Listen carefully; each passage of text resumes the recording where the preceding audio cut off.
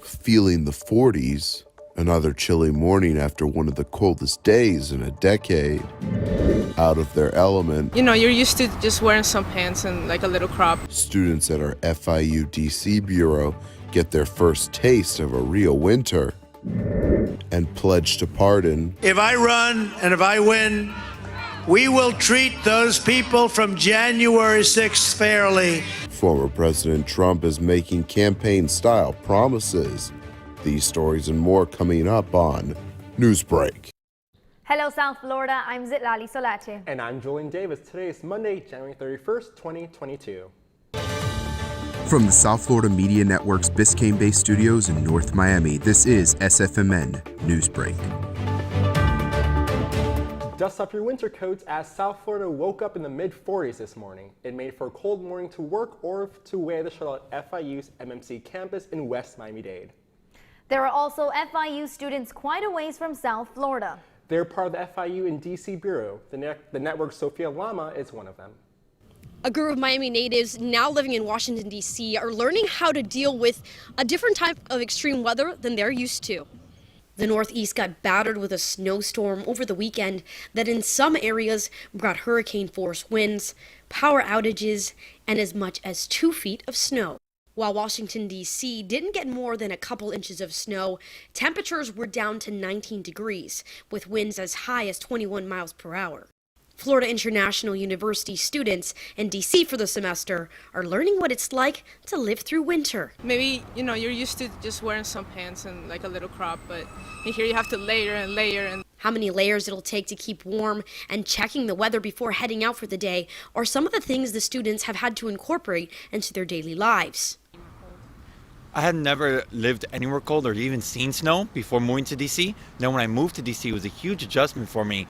Cold temperatures are expected to continue throughout the beginning of the week, and as the weekend approaches, it's looking like things will start to warm up.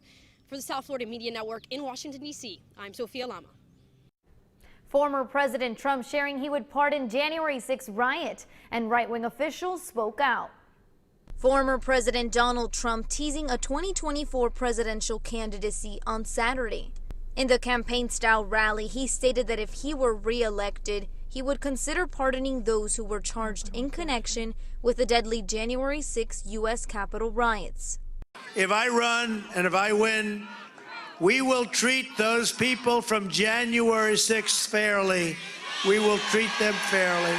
He told supporters at the Texas rally that people who have been charged have been treated unreasonably. This hasn't happened to all of the other atrocities that took place recently. Nothing like this has happened. What that unselect committee is doing and what the people are doing that are running those prisons, it's a disgrace. But one of his biggest allies in the U.S. Senate, Lindsey Graham, called those remarks inappropriate. Senator Graham says those who attack the Capitol should not be given an incentive to do so again. Well, I think it's inappropriate. I don't want to reinforce that defiling the Capitol was okay. I don't want to do anything that would make this more likely in the future. And I want to deter people who did January the 6th, and those who did it, I hope they go to jail. Republican Zununu said holding those rioters accountable was part of a good leadership. The folks that were part of the riots and frankly the assault on the U.S. Capitol have to be held accountable. Trump did not explicitly say he would run for president in 2024. As of now, the Department of Justice has charged more than 700 in connection with the attack on the Capitol. Later this morning, Miami-Dade Mayor Danielle Levine Cava will deliver a Save the County address, which will summarize her accomplishments during her first year, the challenges that face the county, and outline plans and goals for this upcoming year. The address is at Grinnell's Park in North Miami Beach, and the address will happen virtually at 10 a.m. today. First responders in Miramar are thankful this morning for a Miami-Dade fire rescue crew who crossed the county line to make a save. One person is injured, but we don't know how they are doing now. The Miami-Dade crew rushing to a car that went into a canal near the Turnpike and University Drive. It was 2:30 Saturday afternoon. An MDFR dive team rescued the person who then got rushed to Jackson Memorial Hospital. A change in the sentence for the man made famous by the show Tiger King. That's still ahead, and so is this story. He's able to step aside while still playing at an extraordinarily high level at an advanced age.